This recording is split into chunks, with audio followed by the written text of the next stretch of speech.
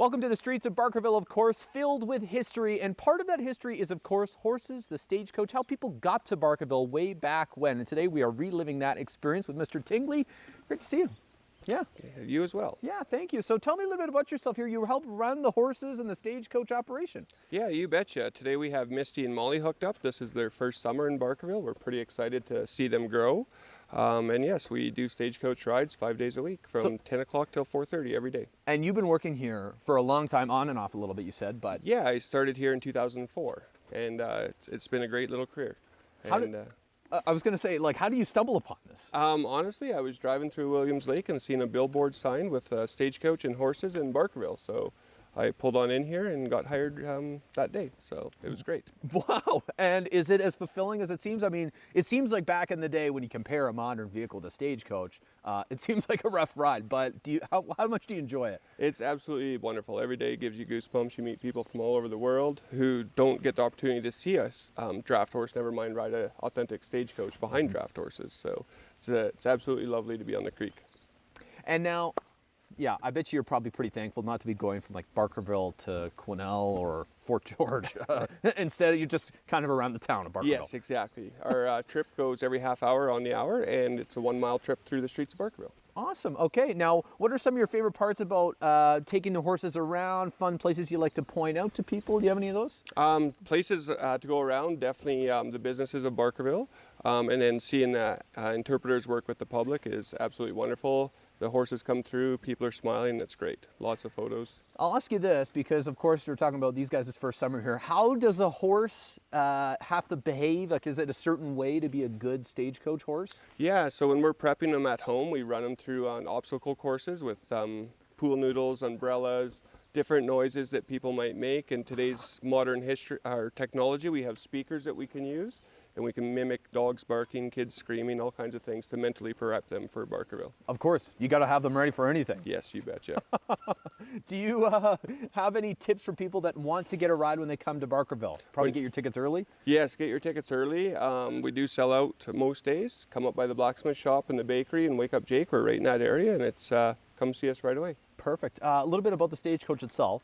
Yes. This thing is probably older than you've been here, I think, eh? Actually, no. So this stagecoach is a replica of what they used back in the day. It's still hung on leather suspension like it was back in the day. So heavier the ride, the smoother the ride. Okay. And this stagecoach, I believe, showed up here in 2007. Okay. So, yeah. And the alignment, the wheels, how does it work? How does it turn? Because it's kind of funky compared to what people would think. It is. It's a fifth wheel steering, and this whole contraption, the neck yoke and the pole at the front is how we steer. So I have lines in my hands. When I pull left, they move to left, which then takes the whole pole and steers the stagecoach.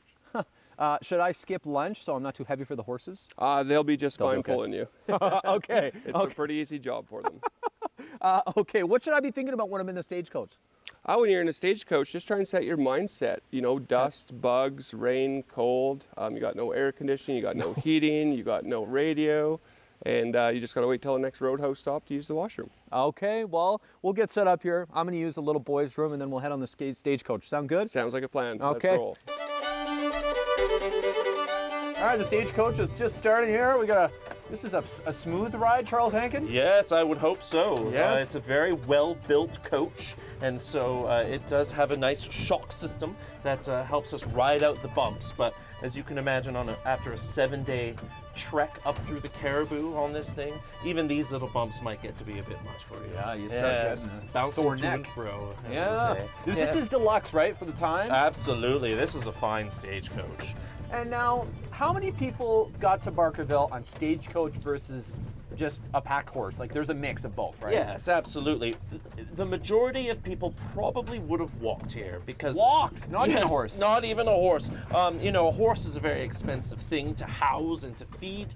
You mentioned a pack animal, so if someone does have a horse, they would probably be using it in order to pack their wares and their goods and their belongings, their tools up this way while they walk alongside the horse. If you can afford it, of course, you would purchase a ticket on a stagecoach ride. It's hard for us to say exactly how many people came up here on stagecoach because so many people were coming and going. It is about as difficult as it is for us to pinpoint the population of this area. Of course. So many people were coming and going. Coming and going. Yeah, but I would say thousands probably, and thousands more would have walked.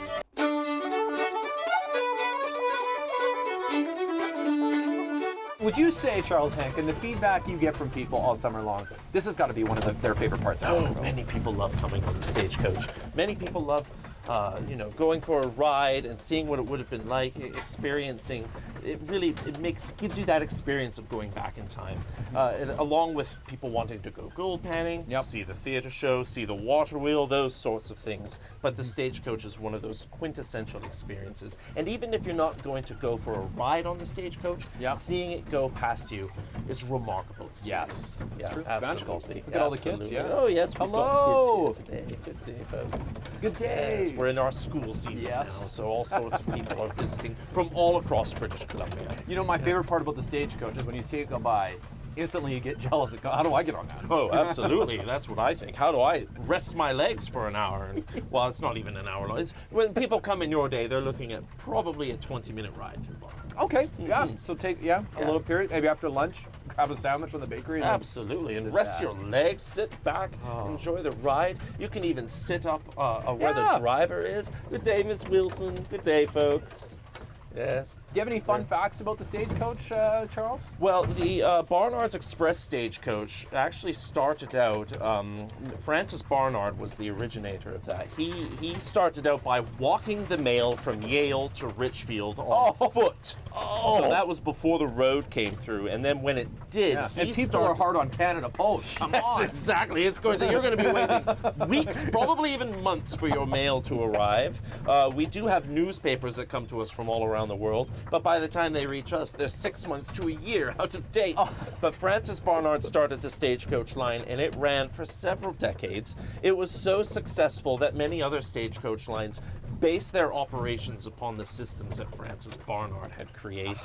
And so he worked hard to make as efficient a stagecoach line as possible. I believe the fastest ride from New Westminster, from Fort Victoria was 4 days. That is running 24 hours a day, the entire time. Fresh horses, fresh drivers.